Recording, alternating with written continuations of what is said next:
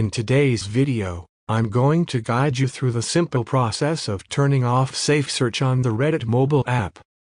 SafeSearch is a handy feature designed to filter out adult content and inappropriate material, ensuring a more family-friendly browsing experience.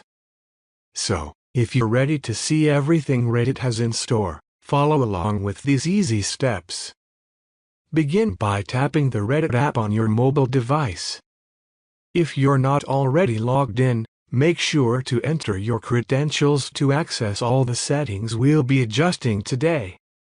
Locate the profile icon or the three horizontal lines in the top left corner of your screen. This is your gateway to different options within the app.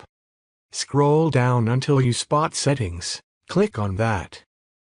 In the Settings menu, you'll see various options.